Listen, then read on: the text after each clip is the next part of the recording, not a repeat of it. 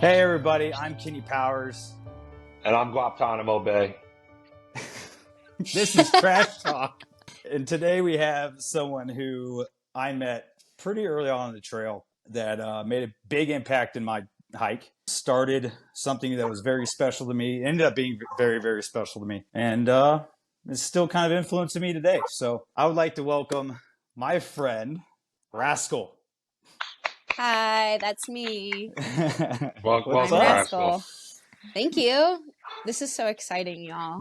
Yeah, this is amazing. I'm happy to have you on. Definitely since you've done some amazing things in the past few years. Probably one of the closest people I am to that has completed the Triple Crown of Yes. through hiking. Woohoo! It's a lot of walking. It is a lot of walking. So yeah, just break it down. Who are you? Well, like y'all said, my name is Rascal. I hail from the East Coast, mostly. I'm a nomad, as we all mostly are. I pick up every few years. Wherever the wind blows, I go. I started my hiking career back in 2018. I followed somebody on Instagram, watched them through hike the AT. I read the two most famous through hiking books. I read Wild and Walk in the Woods, and I said, ew, the AT sounds awful. I'm going to go hike the PCT. And then March 27th of 2019, I left from Amicaloa Falls. Weirdly enough, the AT was closer to where I was living at the time. And I said, yeah, sure, why not? I like being outside, and this seems like a fun challenge. I'm going to go walk from Georgia to Maine. The minute I left Amicaloa, I just felt like the trail had grabbed me and was like, I'm never letting go. Within 200 miles of the AT, I realized, oh, crap. This is my life from now on. So since then, I've hiked, I might just be a hair under 10,000 miles. Wow. Walked, hiked, ran, whatever. Damn. Since then. So the AT was 2019, and then 2020, the world blew up. And Yeah, it did. It did. Yeah, it did. So I got back on the AT, actually. I did a big lash, and then I bumped up to the long trail in Vermont. During 2020. During 2020, yeah. Oh, wow. Okay. You know, my life caved in as everyone else's did. Yeah. And the only thing I really knew how to do well was hike. No, it's kind crazy. of the most basic thing you've been doing since you were a toddler. Yeah. I mean, walking, there's really not much to it. People overthink it. They really do. Mm-hmm. I mean, there is a few other things that come into play, obviously, but at the end of the day, literally, we're all just out there getting up every morning and going for a walk. Get up and go. That's it. Go as far as you can. Yep. Yeah. So yeah, Long Trail was 2020. I finished that up and then had zero plans for my life. And the next person that finished the trail right behind me, she was driving to New York and said she was driving through Burlington, Vermont. And I had a cousin there. So I hitched to Burlington and didn't leave. Like, I had kind of lived there for like 3 years, but left every summer to go hike. Oh my God. So you've done Yeah. the full Long Trail, Mm-hmm. all the AT, Mm-hmm. Pacific Crest Trail. Yeah, so then 2021 was John Muir Trail. John Muir, okay. Yeah, and then I actually didn't get to climb Whitney at the end because California was on fire. And Like so every year? they closed it all down like before I got to climb Whitney. And I said, well, wait, are we allowed to curse on this? Of course. Yes, Curse it. please Okay, do. cool. Just cuss it all the fuck you want. Okay, because I said crap earlier and I was like, ew, that feels weird. That's cringe. Don't say that. I said, Uncensored. fuck it, I'm going to come back and do the PCT in 2022. And I did that. And then I said, cool, I'm going to take a break. Next summer, I'm not going to hike. I'm going to work and like do the responsible adult thing. And then I did the CDT this last summer. Whenever we met, just north of Max Patch there, you had said you were going to be coming out to the CT. Mm-hmm. And then all of a sudden, like, I'm in Pennsylvania and you're on the CDT. I'm like, okay, that's Whoops. Rascal. She's My a bad. stepper, man. She's a stepper. Stepper's got to get the stepper. Yes, she is. Well, see, what happened was What happened with I mean, What Kenny, we happened like was- barely made it to Trail Days alive because I was driving. That was scary. I should have drove. You kept being like, "That's a curb. That's a curb. Slow down." Slow the fuck down. Cars are too He fast. drove. When you've been He on drove stuff. with me once as well, and he was an absolute annoyance. Oh, it would my not. God. Okay. Yeah. I can't do it. But yeah, I mean, trail days, like, I don't know. I met Heather Anish, who is another female triple crowner. I asked her, I was like, what's your favorite trail you've ever done? And she said CDT Southbound. And I was like, I looked at the calendar and I was like, oh, well, It's starting soon. I could leave. I could do that in like 2 weeks. I could leave for that. And then I also met this cute fast hiker boy who was like, yeah, I'll hike the trail with you. And I was like, sick, let's do it. So yeah, then 2.5 weeks later, I left from Canada. Awesome. Very cool. Damn. Did So the let me ask you, CDT. COVID year. I've spoken to a few other folks who were on trail during COVID. What was that experience like for you? I mean, you were on the It was long trail, you weird. said, correct? Yeah, I first did like I did like 600-ish miles of the AT again before I bumped up to the long trail. I had my dad drop me off in Damascus. And so I hiked up to like middle of PA and then was like, oh yeah, PA sucks. Yeah, it does. Affirmative. Yeah, it And does. so I hitched from the middle of PA up to New York somewhere, and then hitched from New York over to where the long trail starts, Nice. and then did that. COVID Yeah. year was, I mean, it was rough for all of us. Being on trail was interesting. So initially, Rangers had started kicking off AT hikers around the Right. Smokies in like March-ish when people were like really starting to freak out. So when I got on, it was a bunch of folks who had been kicked off and come back on. Okay. Okay. Don't tell me what to do with my life. Yeah, so it Do was what I really want. weird. Nothing. Okay, there was a lot of differences. Like basically when I was in town, I felt like people were treating us hikers like we had leprosy or something. Yeah. It, I've heard it a was lot of the like same, yeah. Like you were the cause for It's like, what COVID. the we hell are you had doing out it. here? We brought and I was like, I get it, but at the same time I'm like, we've been in the woods. You're the most separated from the community. Yeah. Like, how would you? Like, if you're I catching, you're mean- catching it from them. And it had just started really, so like none of us were wearing masks. Yeah, People because were what getting month was really that? mad. March, April. I got on in like end of May. Okay, so yeah, it was like kind of Yeah. getting into full swing. But I had also been working wilderness therapy the couple months before that. So I would be gone out of society for 8 days at a time and then come back and be like, what's going on? How was resupply during COVID? I mean, with everything shut down, that had to have been one of the biggest difficulties, I would think.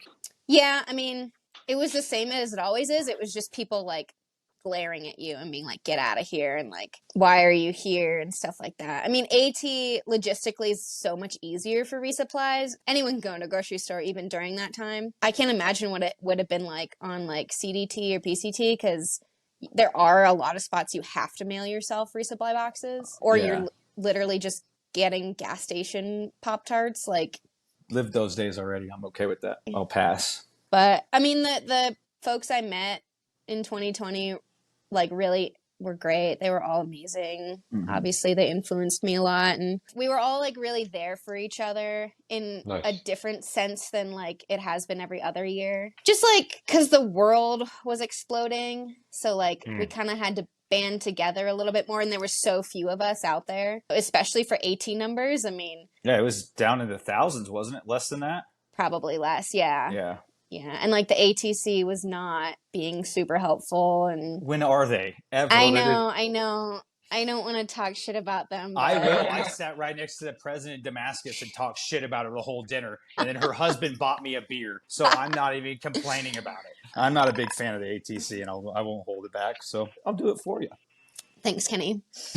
He's not at all opinionated. Don't worry. No, not at all. I just see how it is and say it. You know? But no, cool. I mean, if I hadn't hiked in 2020, like I wouldn't have found Vermont. I don't know. It would have been really rough. You lived in Vermont, so you just didn't hike in Vermont. So was the AT your first hiking trip, or had you been doing a little things before that? I was living in North Carolina right before the AT. Okay.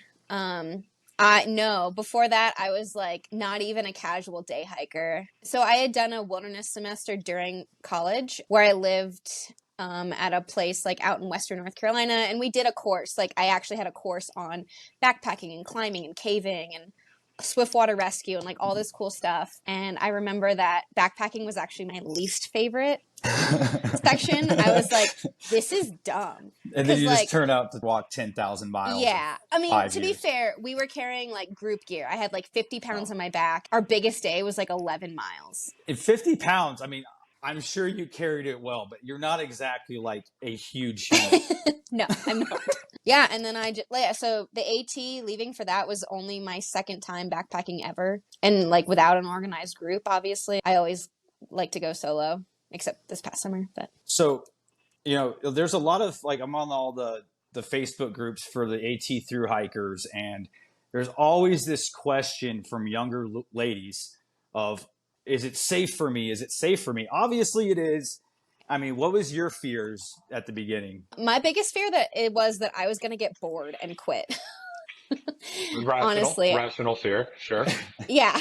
I don't know. I mean, people fearmonger everybody out there, but I think the women definitely get, especially the solo females, get a lot of slack of like, why would you come out here alone? Oh, you're not carrying a gun? Like, what does your boyfriend think back home? And like all this stuff. I always tell people, I feel immensely safer out in the woods alone than I ever do in a city, even in a group, you know? I can be in the middle of the woods in the middle of the night and hear some like creepy thing like, you know, sketching around, and I'm like, I'm fine. But if I'm in like the middle of the city, even in the middle of the day, and like I see a sketchy guy, girl, whomever walk around the corner, I'm definitely more fearful. Is that because, I mean, in my opinion, it's because for the most part, everyone that's on the AT is there for the right reason. They don't have an intention other than just keep walking. But I know there was my friend Jersey Shore, who was out there, actually got approached by some older gentlemen going, "Where's your dad?" And I was like, that's weird. That's extremely rude. Yeah. She's, you know, mid-20s. I get that a lot. And there are times I have to like be wary about my surroundings. Honestly, on the AT more than any other trail, because the AT is so easily accessed by anyone. Or they'll ask you questions that just like other people wouldn't think about, that are kind of sketchy, like, oh, where are you going tonight? Like, where are you going to camp? Yeah, 9 times out of 10, I feel totally fine telling a random stranger where I think I'm headed tonight. But sometimes it's like, why would you ask me that? Like, I don't want to tell you that, just for my own safety. How do you handle those situations? You just keep walking, or you just don't answer, avoid it? What? Well, when I was a rookie, I would nervously give them like a fake answer or something. But now that I'm seasoned, I like to call myself, I'm more abrasive and blunt. And so I'll say things like, fuck off. You don't need to know. None of your business, motherfucker. I am happy you did not tell me and myself, Gadget, and actually Snapshot, who you met, who's our background guy here. Yeah. And his wife. I miss Snapshot. That was a good little evening we had up there trying to watch this moonrise. From the wrong angle. Completely wrong angle. Oh, it was so fun. I like rocked up to y'all's crew, and I was like, I've been planning on doing a couple more miles just because like that's what I'm used to. And you guys just were super like welcoming and cool. And I was like, I'll hang out with these guys. And then I was like getting that like kind of like prideful feeling when they were all like, wait, are you like cowboy camping? Whoa, you do that? Whoa, how many miles did you do today? And I was like, well, let me tell you, you know. I wanted to throw up in my mouth when you said you had done like 18 miles that day. We had done 8. I know, and I was like, I've only done 18. I'm like wanting to do at least 7 more. And they're like, what? It's like 4:30. And I'm like, yeah. And we just all like hung out, shot the shit, and then we were like, was it a full moon that night? It was close. It was close. Really close, yeah. Yeah, and so we were like, oh, we should like go watch the moonrise, and we had ample amount of time to like climb back up Max Patch because it was like less than half a mile behind us. Yeah. And like get this epic view, and we're all like, oh, this field looks good that's right next to us. Why don't we just sit in this field? The trees were in the way, like we could barely see the moon, and we were just like hanging out and had our like quilts all around us, and it mostly ended up looking at the stars, smoking the marijuanas. Exactly, as every good hiker evening should end. Leading into that, was it the next day or was it that night that you were the initial fingernail painter of myself and Gadget, and was that you, Snapshot? I think Snapshot got his done. I don't know. I remember I always have nail polish with me. And I was either like redoing one of my nails either that night or when we got to the hostel the next day. And y'all were like, "Are you painting your nails?" And I was like, "Yeah, I paint the middle one differently so that way it's cute when I flick everyone off." And you lost it. You were like, "Oh my God, I love that." It was one of the best ideas for sure. So Yeah. KP, are And your off trail or your nails still painted? Ish mm, right now. It's I hard to painted tell. them Oh, a little for ish. bit. All right. All right. my nail Yeah. artist gets into town in a couple of days or a Good. few days, so I'll Yeah. have them redo it. Mine are not. My trail nails are gone. Yeah, same. I want to circle back to something you said a little bit ago. You were doing wilderness therapy. Can you divulge a little bit into that? What is that exactly? Yeah, so wilderness therapy is an outdoor profession that a lot of us take on in the off season. There's different levels of it in terms of like if you're an employee. I was a field instructor, and so basically after the AT, I was like, I need to work outside. I can't be inside, and I want to like be backpacking as much as possible. So basically, I was out with a group of adolescents from the age of like 9 to 13 for 8 days at a time. And then I had to have 6 days off and then 8 days on, 6 days off. I was in the Western Mountains of North Carolina. And these are youth. The groups that I was with were dealing with a lot of mental health issues, anxiety, depression, suicidal ideation, getting into the kind of drug abuse, alcohol abuse kind of segues to when they're older. Because then there are Sure. other groups that are like 13 to 18, and those ones are the ones that are heavily addicted. So either their parents have sent them there or the court has appointed them to go there as a therapy program for up Cool. to 100 days sometimes. Ooh. And So, basically, yeah, I was actually in one of those programs up in Maine. That's awesome. That's awesome. So you were doing this, were you, I mean, I guess you were employed by the program itself. So did you live on site? How did all that work? so I was living in a van at that time. And that was like the beginning of COVID. It wasn't super great for my mental health. Mm, So I ended up not sticking with it very long. And I also, the program I was working with, I don't think did everything super kosher, in my right. opinions. I mean, it's a rough life for both the kids Yeah. and the staff. We It's pretty definitely had a rough. few staff members who didn't make it as long as even we did. I think it works for like 50% of the kids, but I think it's such a last resort, in my opinion, for Yeah. therapy. Didn't work for me. Well, there you go. Yeah, yeah. There you I go. found out about the AT on it though, so that was pretty rad. So you're kind of the reason after we met, like that me and myself and Gadget did that, like what, 18 miles into freaking hot springs. Yeah, y'all were like, Rascal, where are you going tomorrow? And I was like, I'll probably just like get in the hot springs at like 1 and like grab some food and then hike out and do like another like 10 miles. And you guys were like, what the hell? Are you serious? And I was like, yeah. And then you guys were like, okay, I think we could get to town tomorrow. Yeah, totally. Let's do it. And then like I got there like 2 hours before everybody and I had like taken my sweet ass time. And then all of a Yeah, sudden you guys got there and I was like, they're still kind of cool. I guess I'll hang out with them one more night. one more night. Yeah. Well, that kind of leads to like with your PCT hike, and you've had. I guess you didn't really have a trail family on the CDT this year, but you did. When did you find it in on the AT and then the PCT? Because you were guys, they even had a nickname on the PCT, right? Yeah.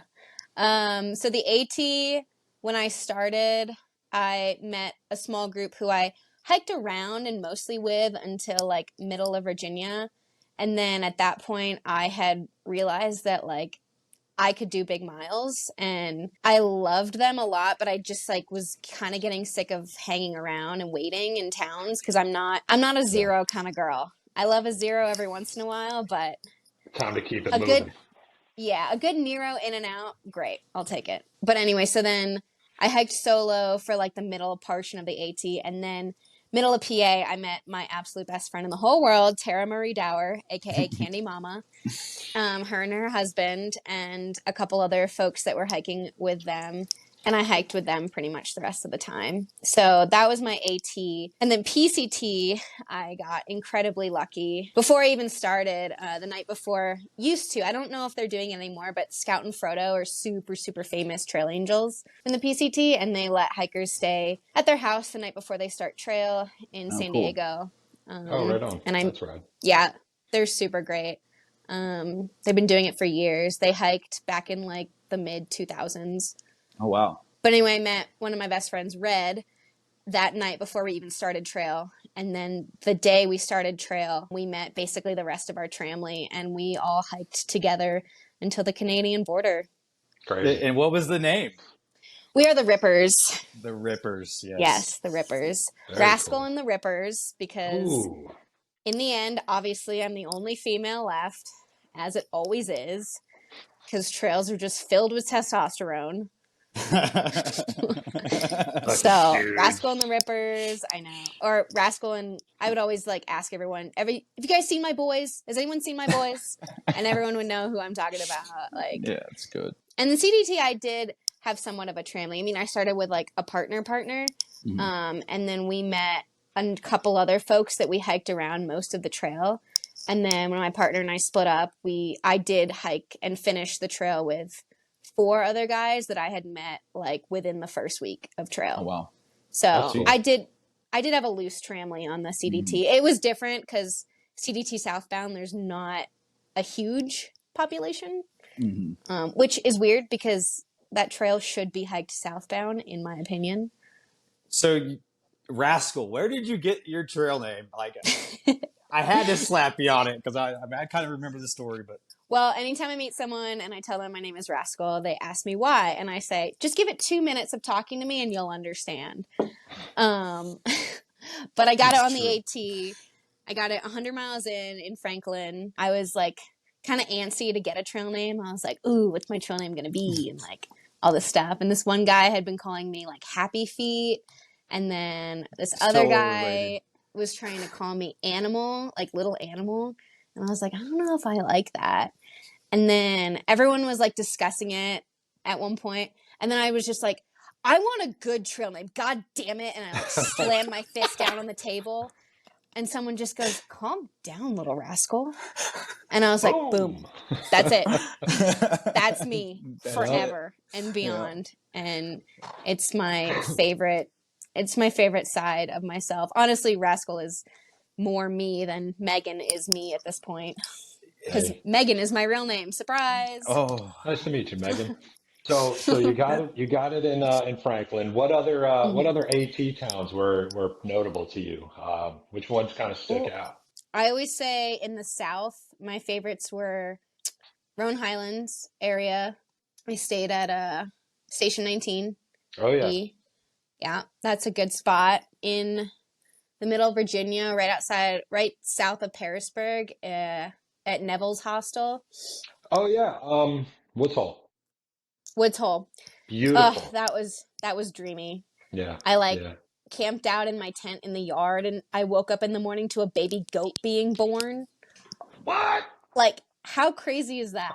Like, That's pretty oh rad. my God. And then up north, I think Monson was my favorite, like staying at Shaw's Hmm. and hanging out with them. That was really, really cool. You're getting to the precipice of the trail, and it's all coming to like an end, and Yeah, and you're just like, damn, how is this it? And then the 100-mile wilderness, everyone's like super like nervous about it, and turns out it's just another section of trail. it's a little more fear mongering before you end, you know? You gotta have something Yeah. Yeah. to Yeah. be nervous about, yeah. To be fair, we did run out of food because we were like 10 days of food. LOL, we're packing 3. Really screwed ourselves over. No bueno. No bueno. So what gear did you use? What did you use the same stuff from the end to from the start to the end? Of like all 3. Yeah, yeah, yeah. Your big three. Did they switch up? Did you realize you made a terrible choice?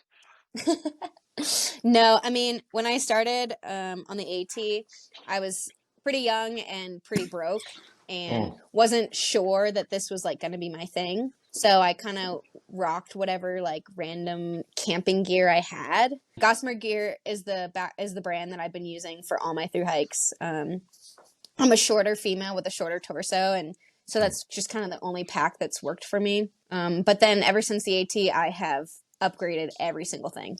I'm a cowboy camper as much as possible because Right I'm on. lazy as fuck. Tent, I am now rocking a Z-Packs Plex Solo that I found at my gear shop in Burlington on consignment for $190. And those things are usually, what, $600? I just upgraded my quilt this summer from an Enlightened 20 degree, and now I have a Katabatic 15 degree that is dreamy. I Really? love that thing. Oh my God.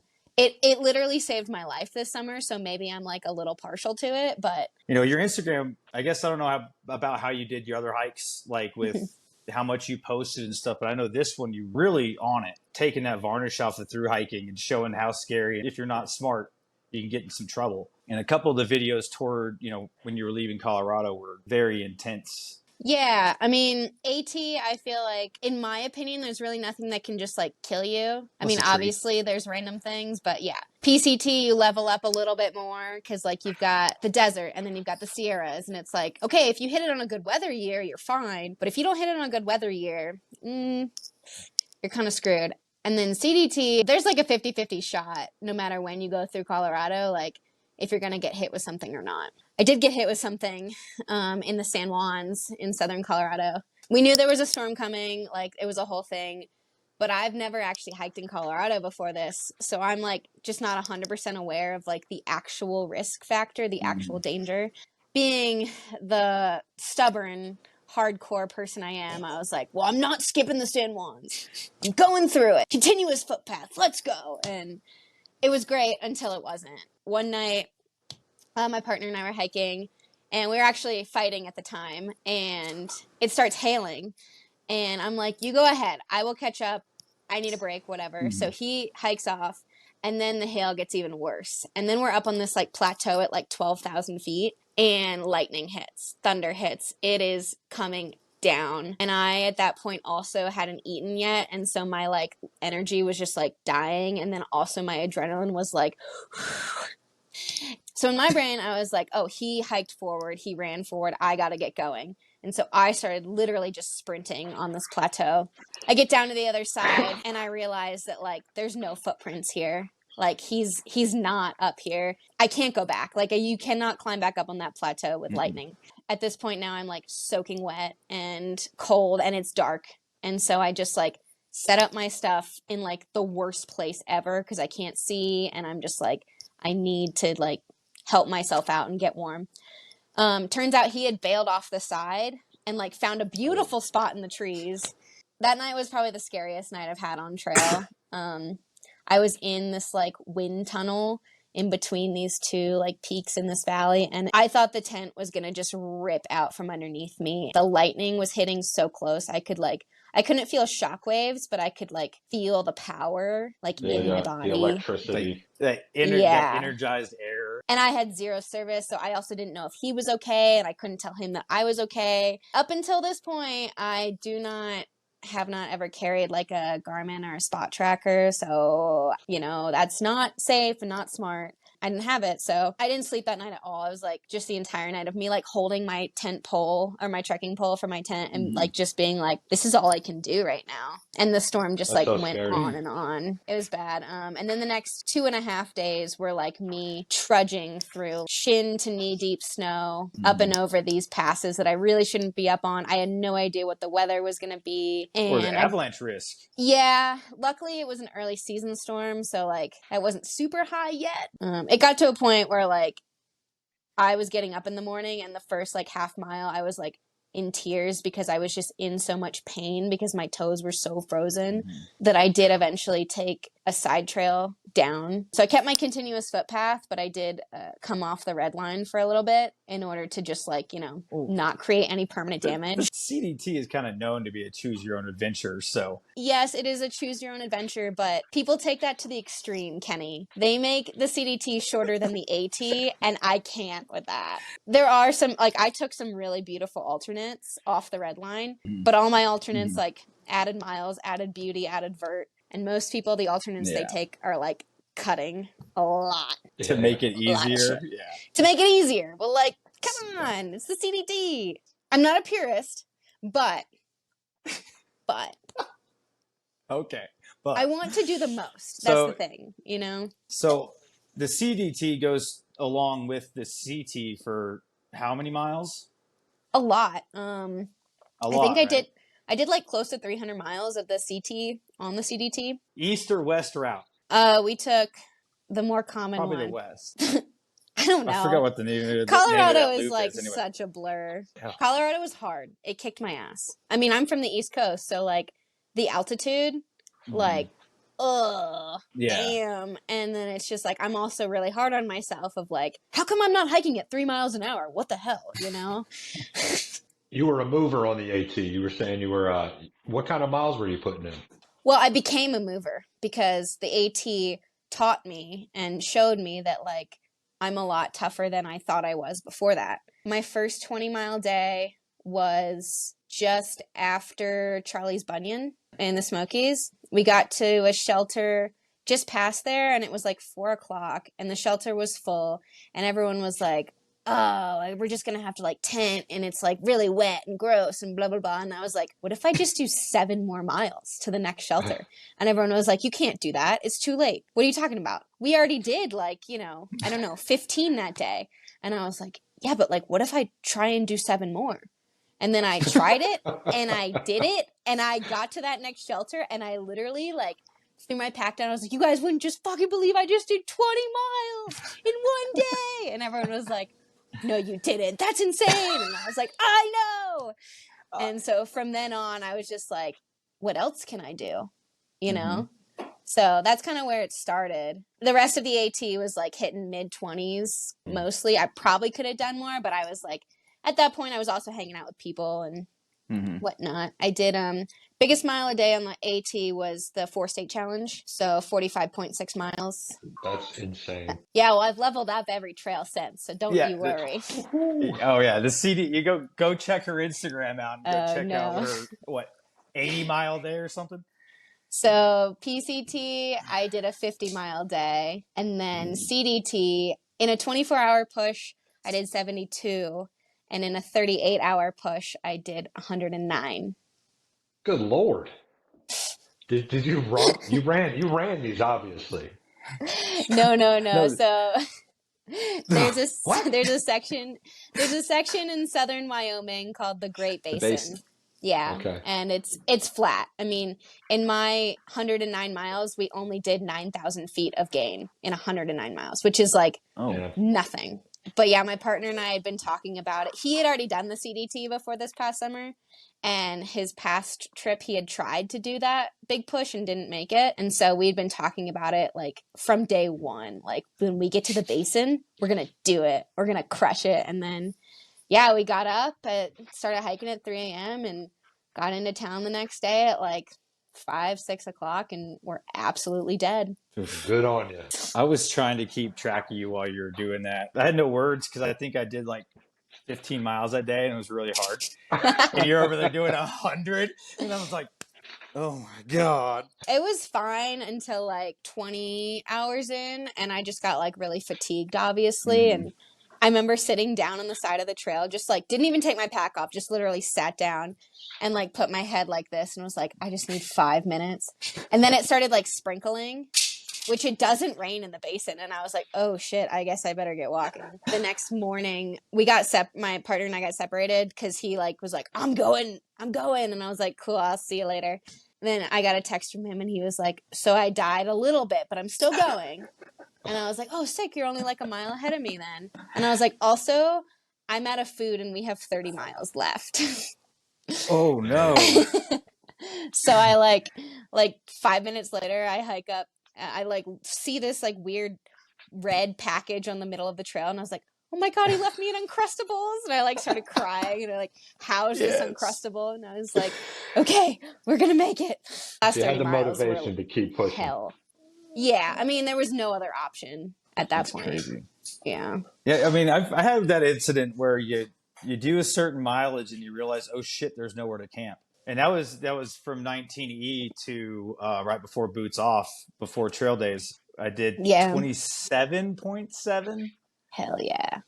and I was fine the next day, but it kind of hurt Big Z a little bit. But Oh yeah, I I think remember everyone that was because no, yeah, I got back that morning to Mhm. what boots off, and you guys were Yeah. hiking in that afternoon because And I did. you had just done something insane. Yeah, so I like had too much time on my hands by the time I got to boots off to like, fuck around before trail days. So I decided to hike to Damascus from boots off and then immediately turn around and hike back. So it was a 40-mile day and then a 40-mile day back. So that story was told again at Shaw's, by the way, by Seriously? someone else. Someone else completely. It's like I was mentioning you, and they're like, I was like, Rascal, this is on the CDT right now or something, and they're like, oh, isn't that the lady who did it barefoot? And I'm like, okay, this story has just gained its own Out of notoriety control. for the past 2,000 miles at that point. I heard both of her legs were in cast. I heard she was barefoot walking on her hands and it was hmm snowing and Yeah, it was rough. It was rough, but yeah, that's where that story ended up. That's so Instead of it funny. being that 40 miles or whatever, it Yeah. You're a was legend, Rascal. That's awesome. yeah, you were a legend during AT 2023. legend. I was The on the AT opposite. for what, like a week and a half? I must have been right there with you because when I met Big Z, it was at Boots Off and he was all fucked Okay. up. His feet were all jacked up. That was right after our marathon. Yeah, yeah. Nice, nice. Yeah, that Didn't was mean to great. hurt I him. remember on my way back from Damascus, I was like running into all these people I had like breezed by like a week earlier, and they're all like, "What are you doing?" And I was like, "Oh." So I had to explain like all damn day to literally everyone. And so I just like it took me way longer the second day to do anything. Also, there was like epic trail magic at every single crossing Mhm. that day. I literally ate like a full 3 to 4 course meal like every road crossing. That made it possible, I think, huh? The calories. Maybe. Yeah. I mean, Yeah. yeah, when I got up that morning to hike back the 40, I was like so like I don't know if I'm gonna go the whole way. I had chafed so bad the day before. It was like ugh. And then I just kept being like, "Oh god damn it, I know I can do it, so I might as well just do it." Yeah, because I think I was going through Rowan Mountain at that point, and you're like, "Oh, that's my favorite spot." It was the worst day on trail at Well, because that we got point. hit with that storm, right? Oh yeah, and then Yeah. me and Gadget and I ended up only going like to Yellow Meadow campsite or something, setting up and just trying to get dry or warm. Yeah. But it's set up for the next day, like, and I see why the area is one of your favorites because Big Bald before 19E was Yes. just that was the first time I just really cried while hiking, just because it looked like this, like I got teleported where what I would think would be Scotland. It was Yeah. just so beautiful. It's so gorgeous. All those 10,000 miles make the mental fortitude to do those 10,000 miles. Like, what was your hardest mental thing to get over, and how did that help you continue on? I mean, honestly, like I thrive out there. The hardest thing about trail life for me is returning, is like finishing the trail, which sucks because like I like to move fast, so my trail time is usually shorter than most. But there were a lot like the AT. Early on, I got a call from my dad, and my uncle had passed away, and there was like this huge question in my head of like, do I get off the trail and like go be with my family, or like does my family want me to like continue this like journey and finish this out? And that was a real mental mind fuck for a couple days, and eventually I obviously decided to keep pushing. And then in 2020, I mean, my whole reason for getting back on trail is because my mind, my brain, my mental health was just like in the trash. Like it was so bad. And I went back out on the trail with with zero intentions except to like walk, because I had no clue what to do. Like my dad was really nervous when he dropped me off. He was like, "You are not doing well. And I'm really nervous to like leave you on your own." And I agree, like it was a bad time. But all those people that I met those first couple days, they like kind of saved me. That kind of scenario where you lose loved ones on trail happens. I ended up losing my brother-in-law while I was in Dartmouth and woke up to a text that he had passed away. And that's the uncle of my oldest kids, I was ready to get off trail and fly right to Alaska right then. And I knew a couple other people on trail that, lost loved ones, and they also didn't decide to leave, but they wanted to. I guess it's, what do most people do in that situation? Like, that's all you can do.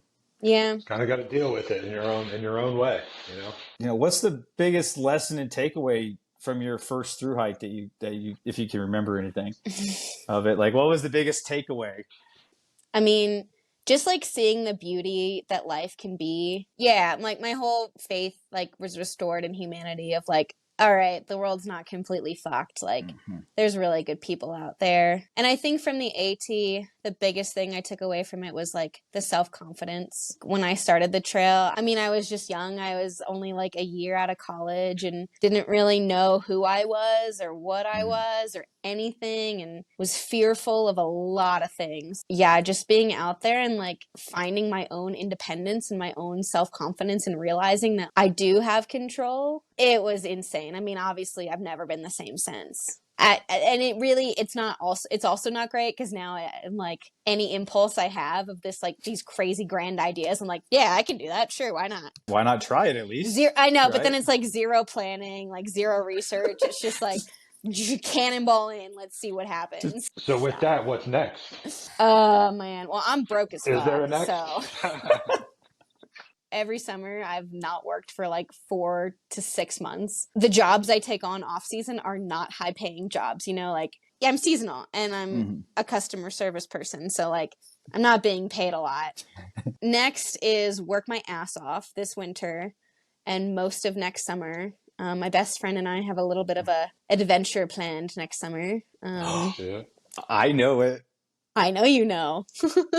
It's already been put out. Can the people know? She put it out on Jester's podcast. She did? Okay, yeah, cool, sweet. Whew. She had also mentioned it on a couple other podcasts prior. So that's why I made the post about it. I did see that from you, and I was like, Kenny, were you supposed to say something? That's where I got it from. was the podcast. So yeah, my best friend, Candy Mama, Tara Dower, she will be FKTing, fastest known time, the AT next summer, southbound. Rascal is lead support crew on that one. So for hopefully only 41, 42 days, we will, you can be involved. I have nothing to do after August. Absolutely, you can be involved. But yeah, she's going to go crush it, and I'm going to be both riding around in the van, throwing snacks at her, and also doing a good bit of run hiking with her. And then if Rascal has enough money / the ability to, I would love nothing more to travel to New Zealand next winter and do the TA, the Te Aurora. I'm trying to get everyone together. So anyone in the hiking community, TA 2024, we're going southbound. We're leaving November 30th from the top, heading south. You're all Sounds welcome. like you need to do invited. come do the CT. CT's on my list still. I mean, I'm going to go north. You're going to be against the grain a little bit. Everyone goes south. I'm Kenny Powers. That's right. Oh, you're going to love it. He gets to walk by everyone and shake all of their hands. Uh-huh. Paint all of their nails. Vote for Kenny. And paint all their nails. All their nails. All the Kenny cures. And shake all their babies. But I don't know if you know, but I started the whole Kenny Cure thing because it ended up being like I could do my daughters for prom if I got good enough. I have confirmation. I am good enough. I can paint her nails. I get to do hers for prom, so that rocks. It's funny, that was never a thing like when I did the AT or that long trail. When I got to the PCT, all those fucking West Coast hippies, everyone's got their nails painted. Rascal, thank you so much for coming on. This has tickled me pink. I am so happy. Thanks, y'all. It's through hiking and like the community is like the biggest reason that I can keep on keeping on, honestly. It's the best part of my entire life, and I'm hooked. Before we let you go, is there any advice that you'd like to give any upcoming through hikers or anyone out there watching? Yeah, just do it. Just fucking do it. Like, literally grab a backpack and just, start with a day, start with 2 days, start with 3 days. It's just a walk. It's just like, if you feel any call, you feel any like urge or inkling to like try it. Cause you know how everyone and their mom was like, oh, I've always wanted to do that. But like, if you actually I want to join the army. Yeah. Yeah. Like, no, if you actually feel that, like, do it, because it is both the best and worst thing you will ever do. But it's just so beautiful. And don't let the fear mongering get to you.